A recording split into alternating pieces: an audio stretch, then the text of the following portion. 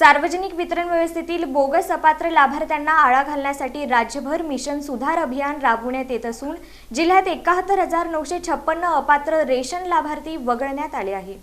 सार्वजनिक वितरण व्यवस्थेतील बोगस व अपात्र लाभार्थ्यांना आळा घालण्यासाठी राज्यभर राबवण्यात येत असलेल्या मिशन सुधार अभियानांतर्गत सोलापूर जिल्ह्यातील तब्बल 71,956 संशयास्पद व अपात्र लाभार्थी रेशन यादीतून वगळण्यात आले आहेत। आधार डेटाबेस, ई-केवायसी आणि सार्वजनिक वितरण व्यवस्थेतील माहितीची पडताळणी करून ही कारवाई करण्यात आली आहे। जिल्हा पुरवठा विभागाने 11 तालुक्यांमध्ये सर्वेक्षण करून लाभार्थ्यांची माहिती तपासली। वार्षिक उत्पन्नाची मर्यादा ओलांडलेले, प्राप्ती कर भरणारे, 4 चाकी वाहनधारक, कंपनी किंवा विविध मंडळांचे संचालक, तसेच मयत, दुबार नोंदणी झालेले आणि दीर्घकाळ धान्य न उचलणारे लाभार्थी या तपासणीत आढळून आले आहेत। तालुकानिहाय पाहता माळशिरस येथे सर्वाधिक 10,877, माढा येथे 10,153, बार्शीमध्ये 9,016, पंढरपूरमध्ये 8,180, अक्कलकोटमध्ये 6,187, सांगोलामध्ये 6,033 आणि दक्षिण सोलापूरमध्ये 5,858 असे संशयास्पद लाभार्थी आढळले आहेत। करमाळा व मंगळवेढा प्रत्येकी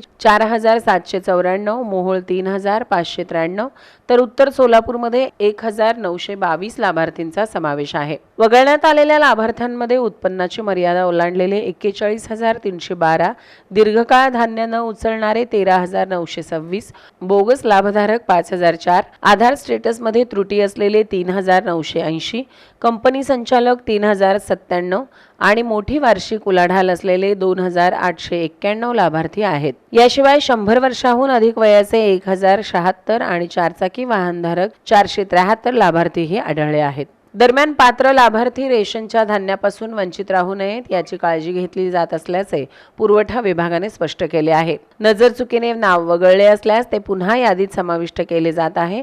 निर्धारित उत्पन्न मर्यादा ओलांडलेल्या लाभार्थ्यांनी स्वतःहून नाव वगळून घेण्यासाठी पुरवठा विभागाकडे अर्ज करावा असे आवाहन जिल्हा पुरवठा अधिकारी ओंकार पडोळे यांनी केले आहे।